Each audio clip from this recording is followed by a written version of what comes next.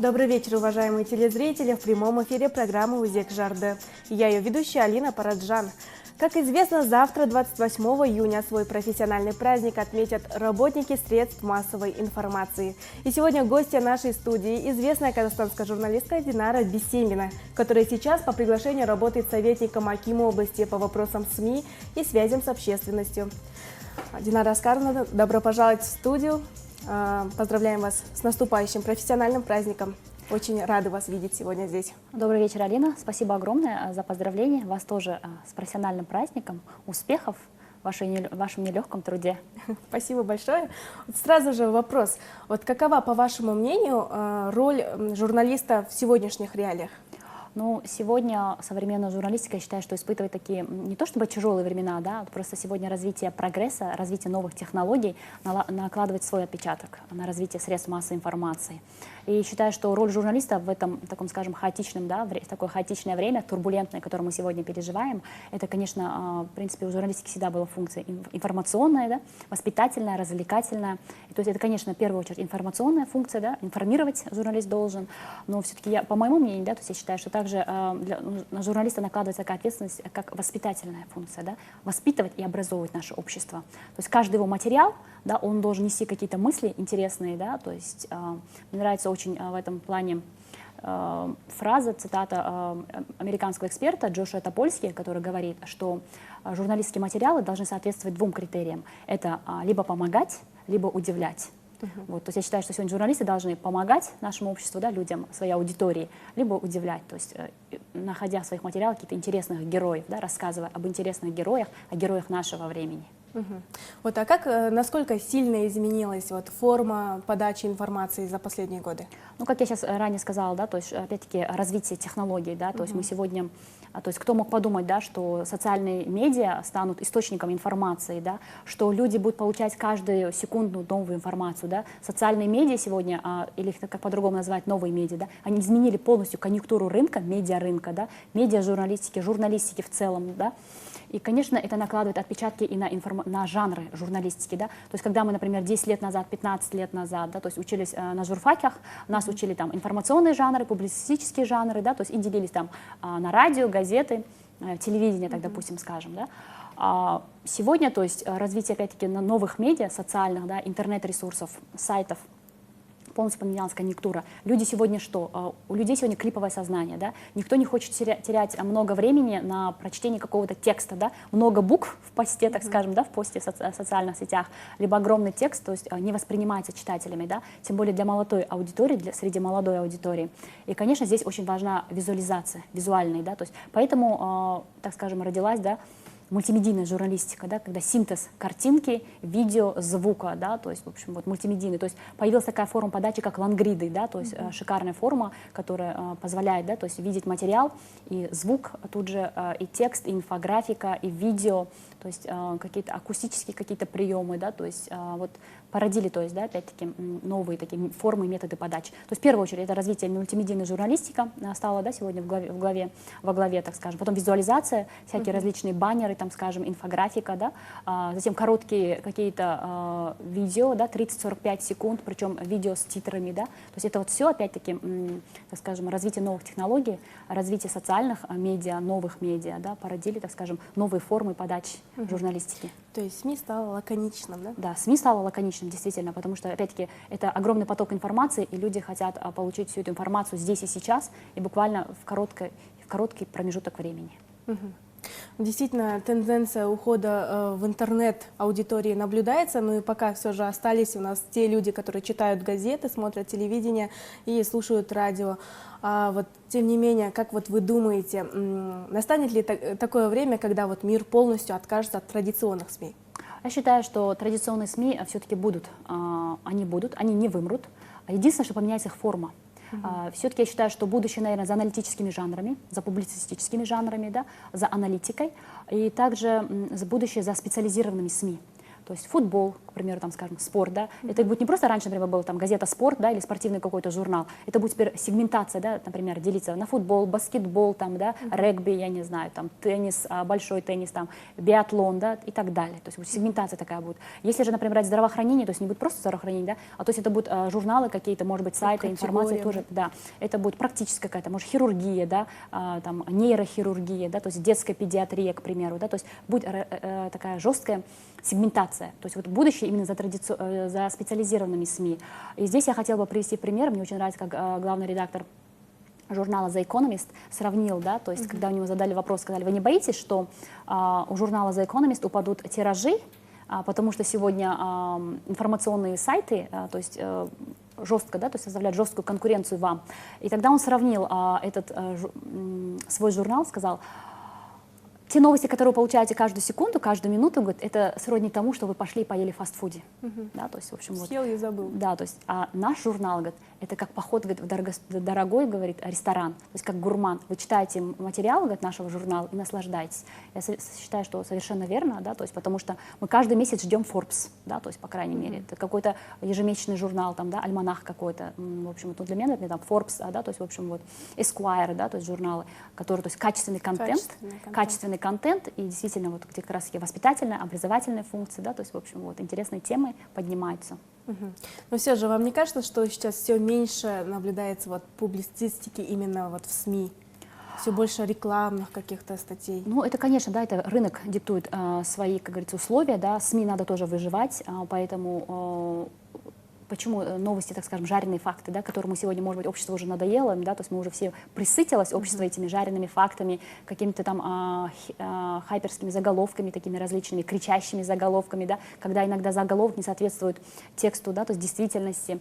То есть СМИ в погоне за рейтингами, да, то есть за теми кликабельной, да, то есть называется кликабельная журналистика, то есть в погоне за рейтингами, в погоне за кликабельностью, в погоне за аудиторией, то есть вынуждены идти на эти, да, на такие шаги. То есть и действительно такие жанры, к сожалению, конечно, да, такие жанры, как, например, фельетоны, да, то есть, я не знаю, там, фельетоны, очерки, да, то есть они сегодня исчезли практически, да, то есть очень редко есть газеты там или журналы, где можно встретить такие материалы. Я, например, помню, у меня родители выписали «Комсомольскую правду», и я всегда читала с удовольствием Пескова, да, то есть «Окно в природу», такая была полоса прям на полосу, и то есть это был шикарный слог, да, то есть, в общем, вот публицистики, то есть такой шикарный пример, да, публицистического материала.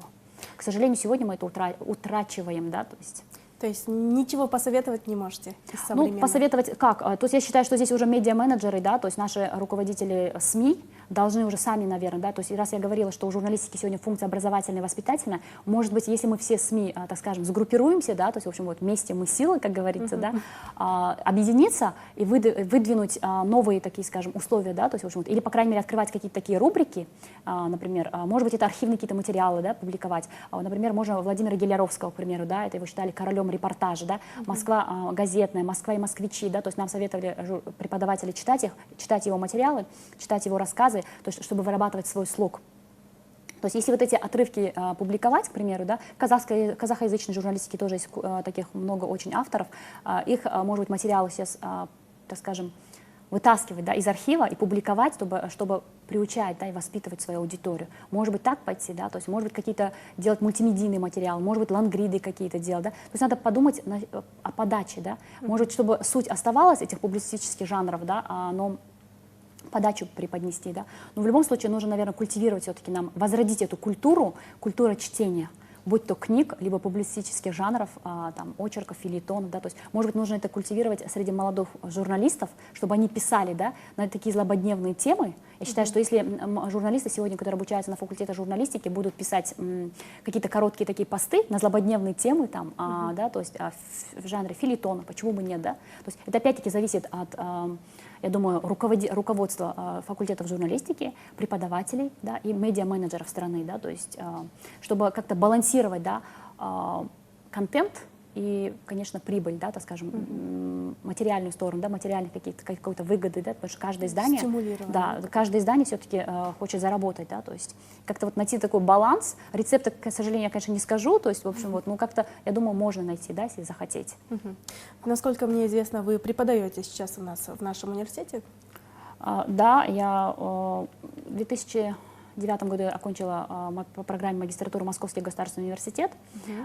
И вот помню, в 2009 году я пришла со своим резюме в Евразийский национальный университет на факультет журналистики, который я окончила, потому что у меня прям вот было такое огромное желание поделиться тем опытом, теми знаниями, которые я получила за 2 года, то есть с молодыми своими коллегами, с молодыми рассказать им, да, со студентами. То есть, и вот получается 10 лет практически, да, то есть этого опыта. И когда уже по работе оказалась в Кызылорде, точно так же у нас есть кафедра журналистики, да, на Коркут-Ата, в университете имени Коркут-Ата, то есть тоже там вот преподаю. Детки очень умные, да, то есть это молодежь, это же вот та сила, то есть, да, так скажем, за которым будущее, то есть это твои молодые коллеги, да, то есть и хочется, чтобы они не только ты их учишь, да, не только ты им преподаешь какие-то знания, ты их мотивируешь, да, но в первую очередь ты учишься у них тоже очень многому. Она очень мобильная, креативная, да, они мыслят по-другому, молодежь сегодня, то есть, и поэтому я считаю, что вот сколько я их мотивирую, столько же и они меня, да, чему-то новому каждый день что-то открывают для меня, да, новое.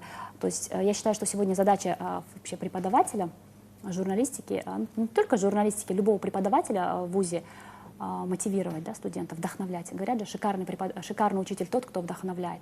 Вот. А молодежь сегодня сама такая креативная, и она сама, то есть, продвинутая, да, то есть ее главное направить в нужном направлении, задать какие-то тренды, и эта волна дальше пойдет, так сказать, расти. Какими именно приемами какие приемы используете в преподавании? Ну, я, наверное, даже не знаю. То есть, во-первых, демократичный подход, да, то есть каждый студент имеет право высказать свое мнение, во-первых, да, поделиться своим каким-то опытом, рассказать о своем. Затем открытость, да, то есть это максимальная открытость, затем никаких таких ограничений там, в правилах, да, то есть я считаю, что каждый студент — это личность, и нужно быть с ним на равных, да, то есть вот это немножко нам Советского Союза досталось такое, то есть когда какая-то иерархия, там, субординация, да, то есть соблюдаться, конечно, я считаю, что каждый студент, он сам это понимает, то есть и там говорить, указывать ему, там, встань, сядь, зайди, выйди, да, то есть я такое не приветствую, то есть, в общем, вот, если заходит в аудиторию, опоздала, ради бога, да, садишься, не отвлекаешь аудиторию, то есть беседуем, да, потом все-таки такие жанры, больше практики нужно, да, то есть они сегодня все знания на кончиках пальцев, да, то есть то, что я им рассказываю, там, какую-то лекцию читаю, они это спокойно могут набрать в поисковике, в Google, да, Google, Yahoo и так далее, то есть и прочитать все, что им нужно, да. То есть моя задача как преподавателя, или там задача преподавателей, да, в целом, я вот сейчас говорила, то есть мотивировать, да, то есть задать какие-то нужные тренды, в каком направлении двигаться, каких авторов читать, как сделать лучше этот материал или не лучше, да, то есть подсказать какой-то темой, к примеру, если это вот тема дипломной работы, либо реферата, студенческой какой-то работы, проекта, может быть, на конференцию какую-то, подсказать каких-то авторов, да, фильмы, там, книги, да, то есть последние какие-то тренды журналистики рассказать, поделиться, да, то есть, в общем, вот, у меня есть такая, я не знаю, хорошая или нехорошая привычка, то есть я, когда сама какие-то интересные новости нахожу, там, в WhatsApp все время 24 часа онлайн, и я, то есть, в группы, там, своим студентам могу в 12 ночи отправить, в 3 часа ночи отправить, да, то есть, в общем, вот я заранее прошу прощения, я говорю, ребята, я вам отправляю, вы просто читаете, смотрите, дальше анализируйте, да, то есть, ну, вот, наверное, как-то так. Вот такой вопрос сразу назрел. Вот вы говорите, что как бы такой подход демократичный. Вот бытует мнение, что на журфаках, в принципе, студенты именно факультетов журналистики, они всегда отличались тем, что они такие, как бы, ну, совсем недисциплинированные, можно будет сказать.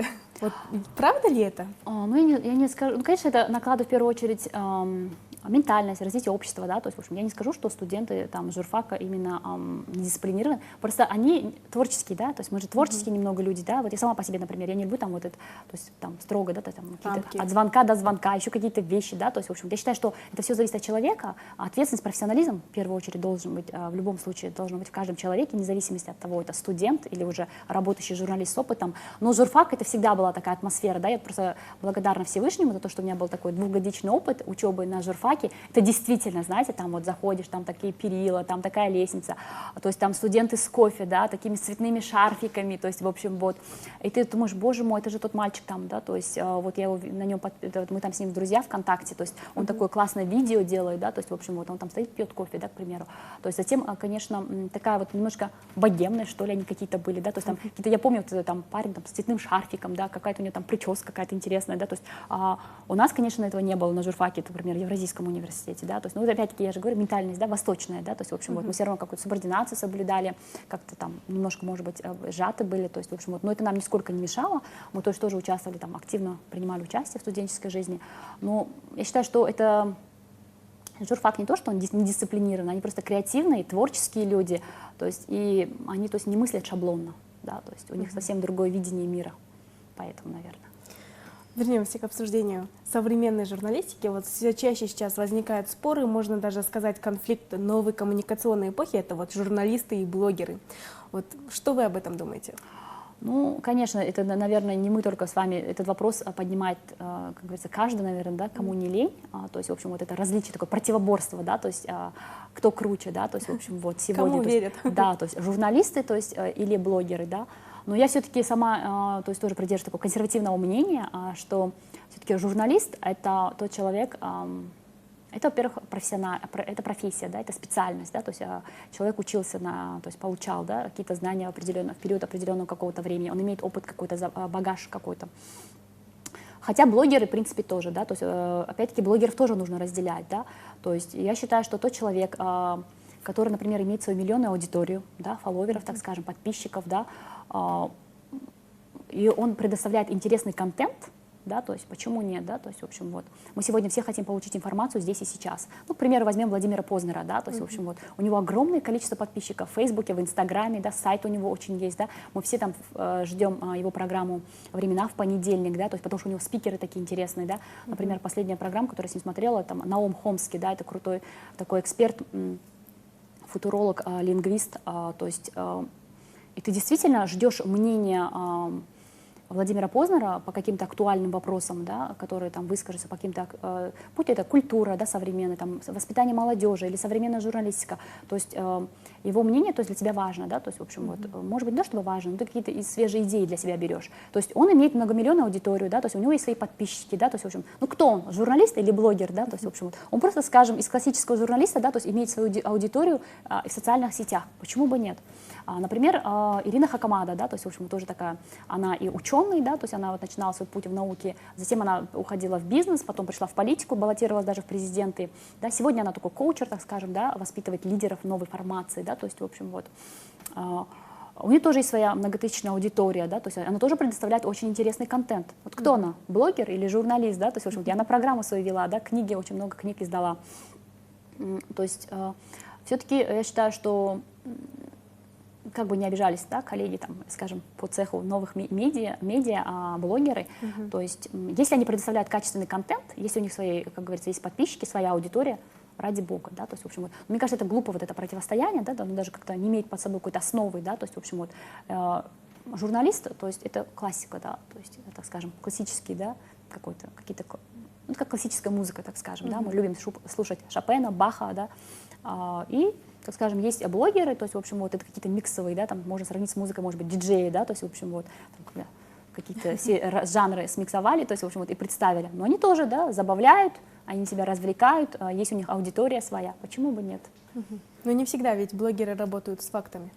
Ну это, конечно, да, то есть, опять-таки, но я считаю, что это, опять-таки, зависит от человека, да, то есть я не думаю, что Владимир Познер или любой другой уважающий себя человек, который имеет многотысячную аудиторию, он понимает, что каждое его слово, он должен нести ответственность за каждое свое написанное слово, то есть это, опять-таки, зависит от человека, да? Зависит от его уровня, так скажем, профессионализма и от его уровня ответственности. Понимает ли, что он не может, не то чтобы ошибаться, да, то есть, ну, что за ним стоит многомиллионная аудитория, и что его слову верят, да, то есть вот это я считаю, что опять-таки, да, все зависит от людей, все зависит от человека.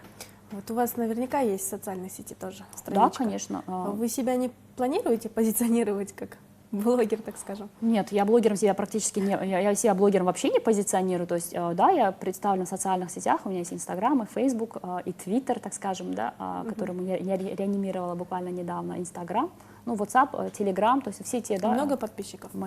Нет, я не скажу, что...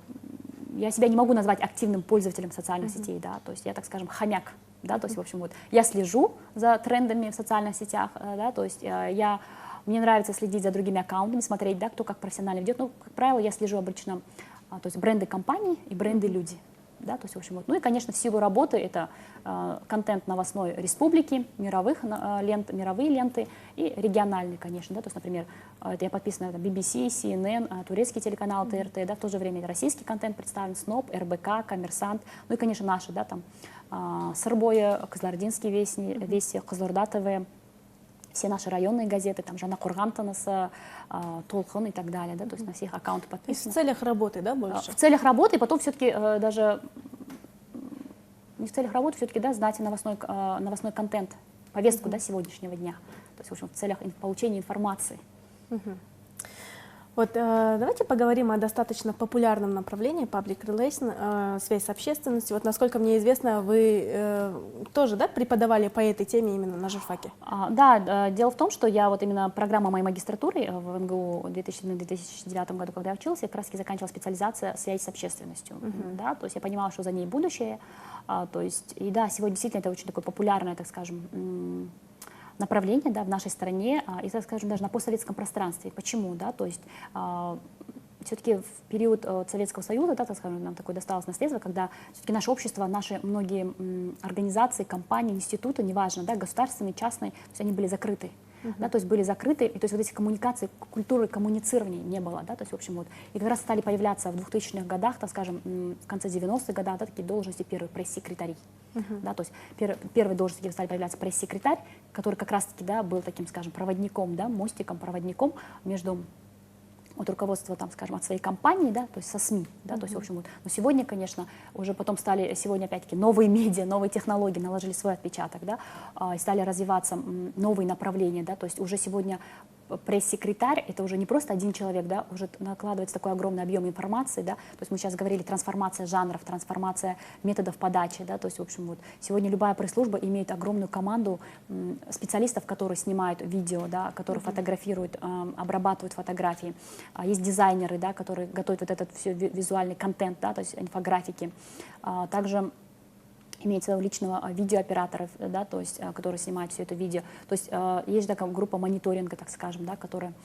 следит за теми трендами, которые происходят в СМИ, либо в социальных сетях. Да, то есть, в общем, вот, это это все, что сегодня происходит, так скажем, в сегменте журналистики, в медиа, это все накладывает свои отпечатки на работу специалистов по связи с общественностью, да, то есть public relations. Почему? То есть, опять-таки, стало популярным, потому что вот эту культуру необходимо было поднимать, так скажем, даже не поднимать, формировать, да, то есть, в общем, вот на казахстанском на пространстве нашей республики, так скажем, в стране. Вот, то есть в 2007, да, в 2009 году, получается, то есть я как раз-таки писала магистерскую диссертацию, у меня тема была вот корпоративная журналистика, корпоративная культура, исследовала про компании Казахстан Темиржола, да, то есть, в общем, вот, потому что связь с общественностью сегодня, то есть любая компания, да, то есть это бренд, да, то есть от ее бренд, каждая компания хочет быть лидером, она хочет иметь огромное количество потребителей, так скажем, клиентов, да, то есть неважно кто, да, то есть также даже вот областное телевидение тоже можно назвать брендом на рынке, на медиарынке Кызылординской области, да, или на медиарынке страны, да, то есть среди других региональных каналов, да, то есть, в общем, вот, это, например, CNN бренд, да, BBC бренд. То есть поэтому, чтобы компания заявляла о себе, да, коммуницировала с обществом, да, говорила о своих достижениях, о своей работе, как раз-таки нужен был такой специалист, да, то есть и он вот, то есть этим специалистом и стал, да, по связям с общественностью, пиар-менеджер, как говорят сегодня, да, либо пиар-менеджер, специалист по связям с общественностью, создаются департаменты у нас. Пресс-секретарь. Да, пресс-секретарь. То есть сегодня каждая национальная компания, каждая компания, то есть, по крайней мере, имеет департаменты по связям с общественностью, либо управление, да, то есть, если это касается госорганов, ну, на худой конец каждый имеет пресс-секретаря, да, то есть, в общем, вот. Динара Аскаровна, я вас перебью, к нам поступил телефонный звонок от телезрителя, давайте прослушаем. Здравствуйте, вы в эфире. Алло, здравствуйте, Динара Аскаровна. Вот понятное дело, что молодые журналисты учатся своему ремеслу, то есть набираются опыта в процессе работы. Но все равно нужна какая-то вот местная школа, академия, где могли бы получать новые знания, присутствовать на мастер-классах опытных журналистов. Вот, что вы думаете об этом проекте? Ну, то есть я вообще всегда, да, то есть говорю, что журналист должен не только журналист, да, то есть сегодня мы живем, опять-таки, я еще раз повторюсь, в турбулентное время, да, время хаос, уже такое понятие стабильность нужно забыть. И то есть человек должен учиться каждый день, тем более журналисты, да, то есть, потому что они должны быть лидерами и прогрессивными, так скажем, да, прогрессивными представителями нашего общества. И то есть Есть различные такие площадки, да, то есть, в общем, в Москве это очень развито, да, то есть, когда открываются какие-то школы, медиашколы, скажем, да, и там, где обучаются журналисты, либо профессиональные журналисты. Я сама люблю посещать такие мастер-классы, постоянно слежу. Например, мне нравится московская школа МАКС, да, МАКС, школа продвинутых коммуникаций, так и называется, то есть очень шикарные специалисты. К примеру, у нас в Астане, я знаю, в Нур-Султане, да, в Нур-Султане при газете «Егемен Казахстан» работает академия, да, академия «Егемен Казахстан». Мы в прошлом году были с коллегами, вот нашими районными, редакторами районных газет, представителями Сырмедиа, мы, то есть, посещали эту академию, то есть у нас была даже какая-то договоренность, чтобы наши руководители районных и областных изданий, то есть могли принимать участие, журналисты, да, то есть обучаться в этой академии. То есть у нас была также задумка открыть такую же академию на базе Сырмедиа.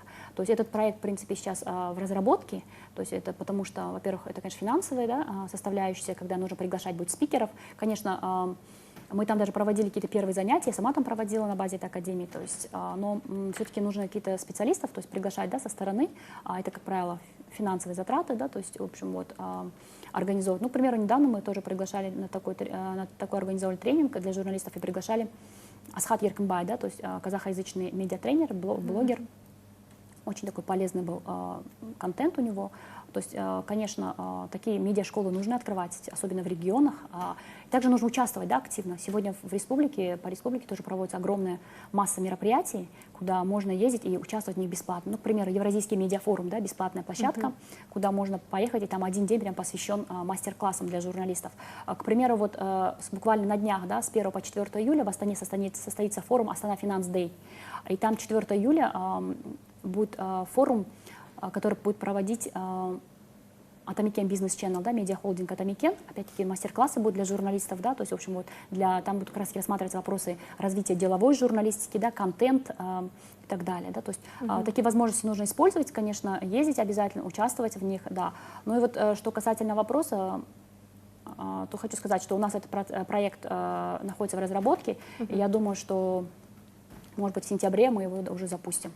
Академия Сырмедиа. То есть, когда будем приглашать спикеров опытных Астаны, Нур-Султана, Алматы, то есть для проведения мастер-классов, тренингов для наших журналистов.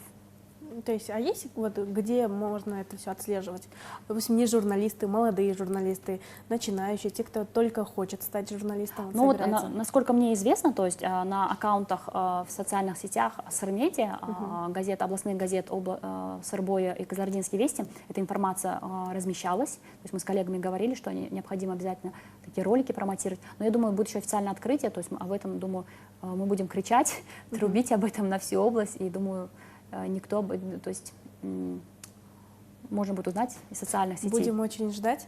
А вот вы сами не задумывались о том, чтобы открыть частную какую-то школу, академию молодых журналистов, так скажем? Честно, нет.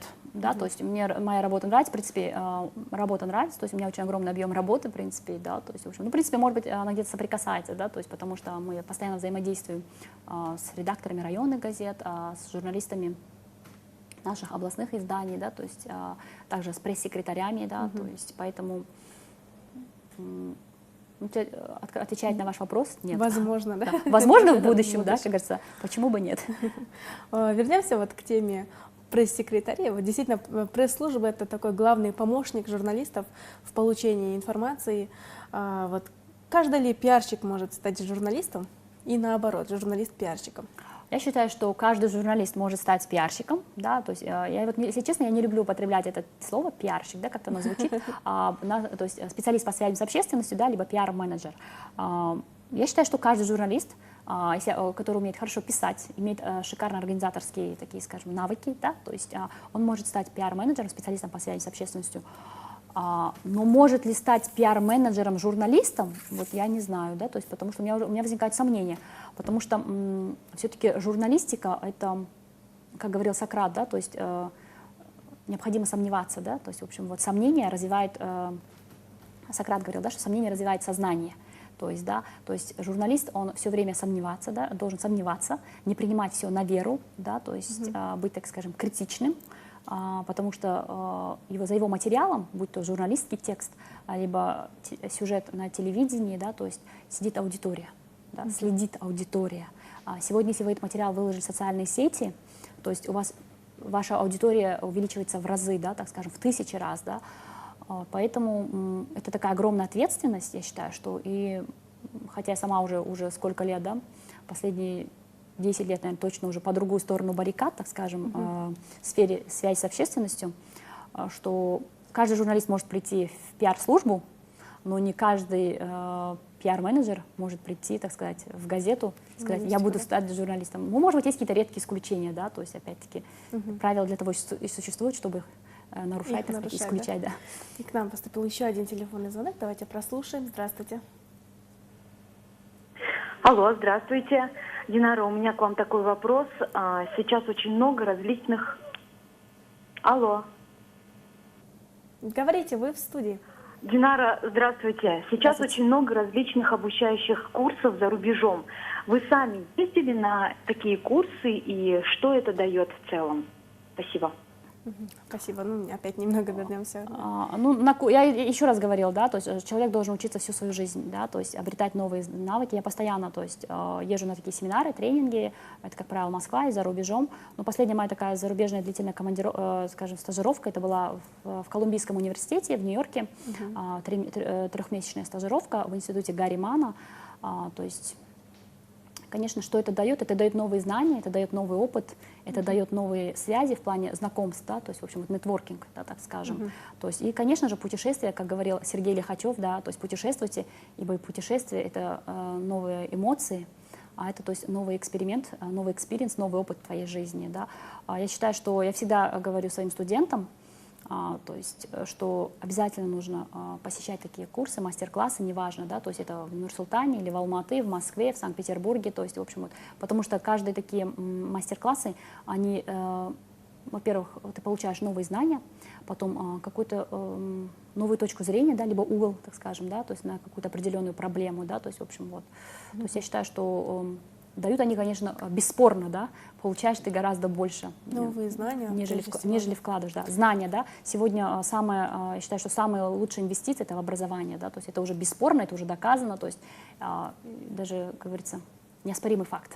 Конечно, ведь бывает, да, когда вот получаешь разочарование от мастер-классов, ну, наверняка на вашем опыте тоже это было.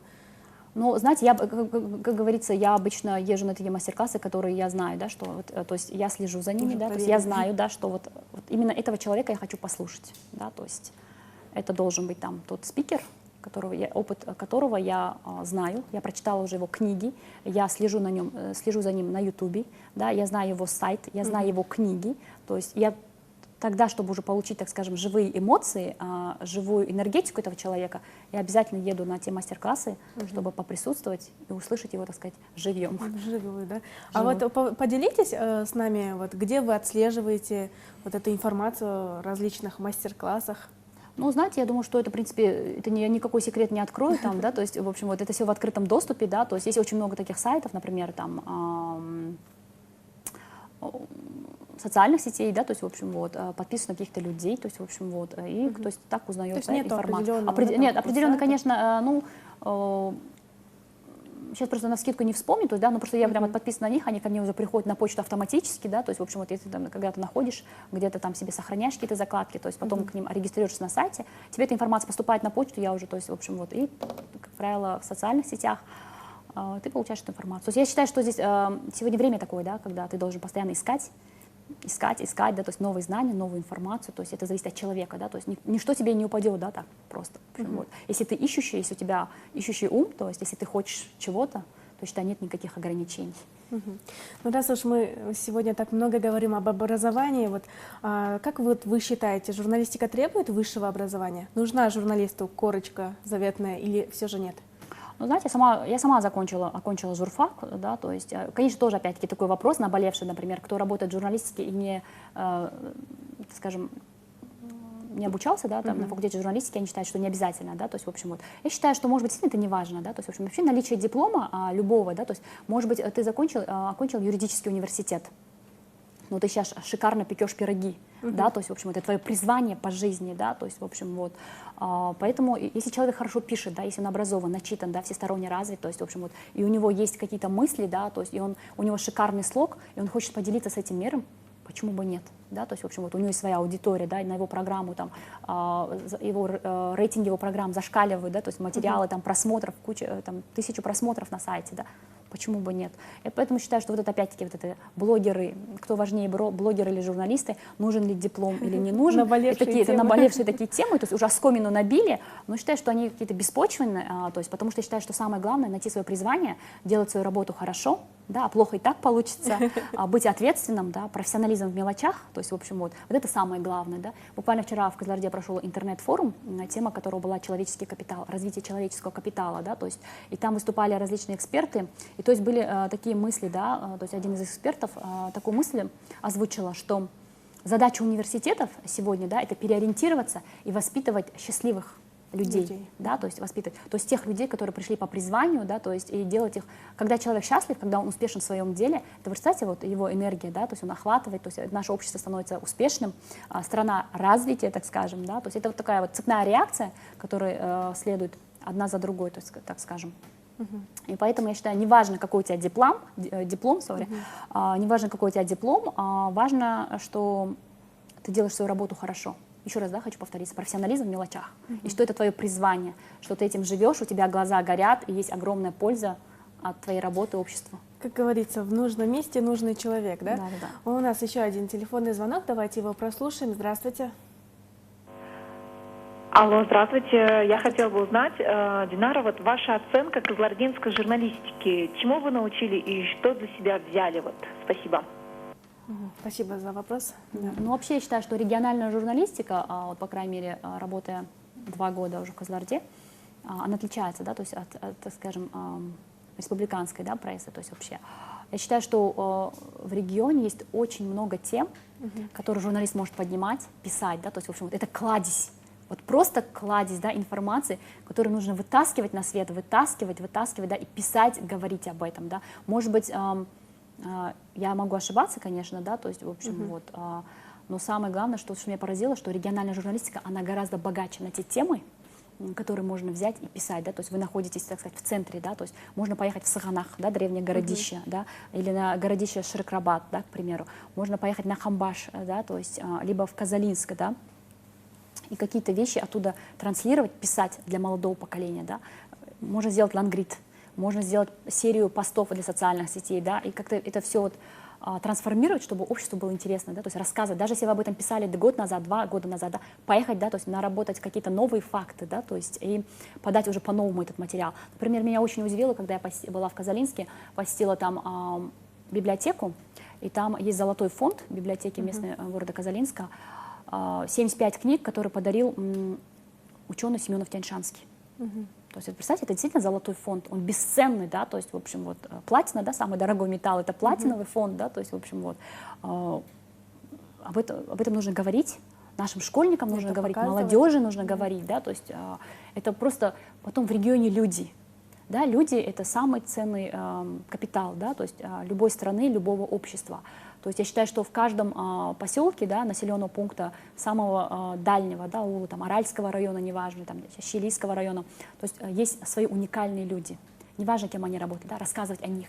Рассказывая о них, то есть рассказывая об их жизненном пути, мы воспитывать будем молодежь свою, да. То есть я считаю, что вот региональная журналистика, я в этом плане убедилась, что я поняла, не то, что поняла, что я для себя вот новое почерпнула, что очень огромное количество тем, которые можно, я говорю, денно и ночно вытаскивать на свет Божий, да, в эфир, на страницы газет, на аккаунты в социальных сетях, то есть рассказывать, показывать о них и говорить. Вот этим богата региональная журналистика. Тем героев огромное количество.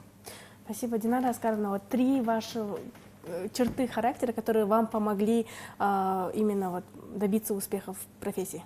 Ну, я в первую очередь благодарна, конечно, Всевышнему, затем своим родителям за то, что первое — это трудолюбие, да, 2 — трудолюбие, 2 — ответственность, и 3 — мечтать.